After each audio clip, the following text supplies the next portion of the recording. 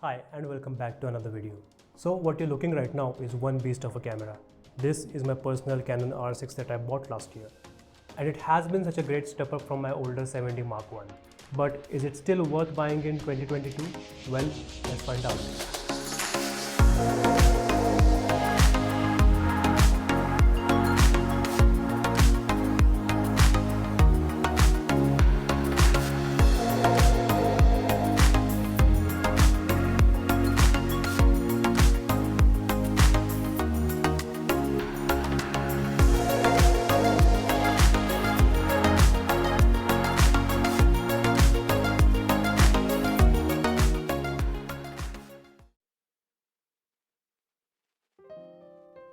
Canon has been making cameras catered towards wildlife professionals and enthusiasts for ages now. Right from the early 50s and 60s, they have taken up giant leaps in computational photography. Pushing the clock few decades later in 2018, Canon had dipped their toes in full-frame mirrorless cameras with the launch of EOS R.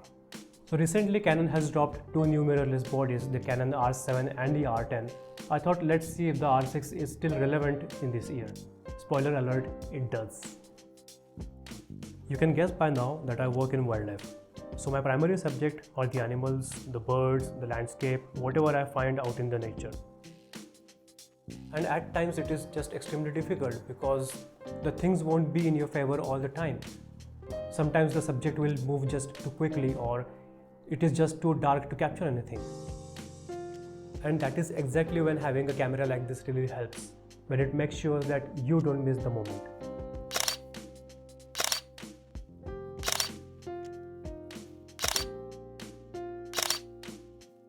Agreed, it is not the Ultra Pro Max flagship camera, but I believe it is right there on top with some of the big guns. Now let me explain why the R6 is such a great camera for wildlife, starting with the main reason why I was interested in this camera in the first place. I'm not gonna get too technical in this video, so I will try to put it out as simply as possible.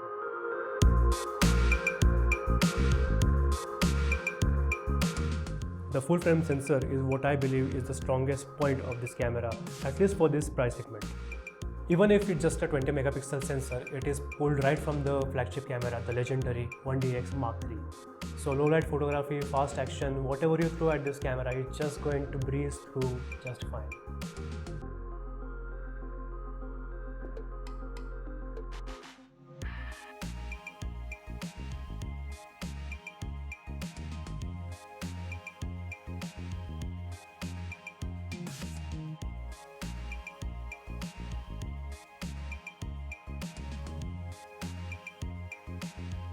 I was absolutely hyped when I heard about this new autofocus technology. The freedom to choose any focus point in the frame makes it really easy for the pinpoint accuracy. Now let's talk about the elephant in the room, the animal detection autofocus. It has been really helpful, especially for someone like me who is more into shooting videos than photos. And I would go out as far as saying it has been accurate 90% of the times. Say for example, this tiger that is walking through a meadow. The camera was able to catch its eye almost in every frame, and that is just incredible. The next one is something that is quite helpful for me, which is the IBIS, or also called as in-body image stabilization. R6 has 5-axis image stabilization, which means that it is going to help reduce most of the shakiness while on field. Again, that is something extremely useful in wildlife photography, considering you are out in the woods, in the safari, or out on a walk. This also helps in low light situations when you can actually afford to lose out on a little bit of shutter speed in favor of low ISO. And combined with the native RF lenses, this takes the stabilization up to a whole new level.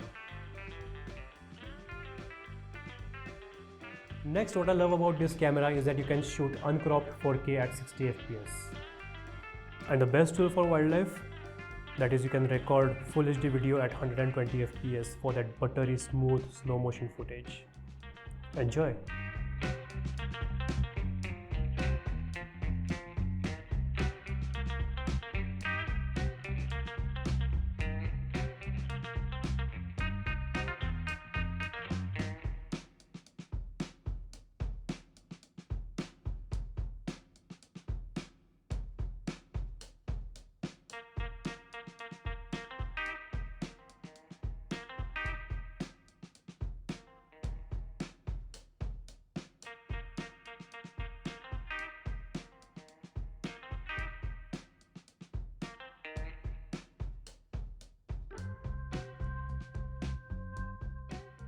What I feel is probably one of the most underrated feature of this camera is that it supports dual SD card slots, which means you can record in two SD cards at the same time.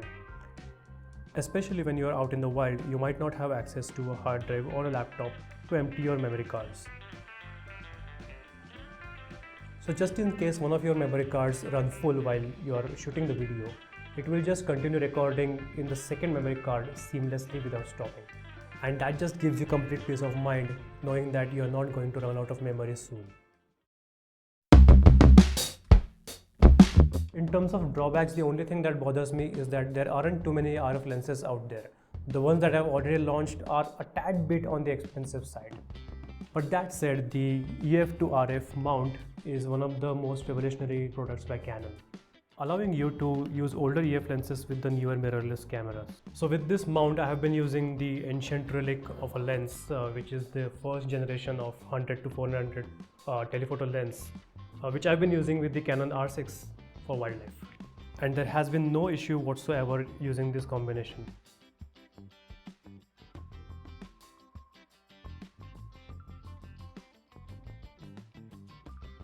In fact, it has improved the performance of this lens and ultimately making its life even longer before I invest in a different glass. Okay, so I have heard about people experiencing overheating with the Canon R6 when they were recording for longer durations, but hear me out. I have used this camera in all seasons, that too in a place called Tadoba, where the temperatures go as high as 47 to 48 degrees Celsius, and even after longer durations of recording, I had no trouble with overheating even at 4K. And that's about it, folks. This was my long-term review of the Canon R6, and just in case it helped you, do consider subscribing if you haven't already. And I shall see you in the next one.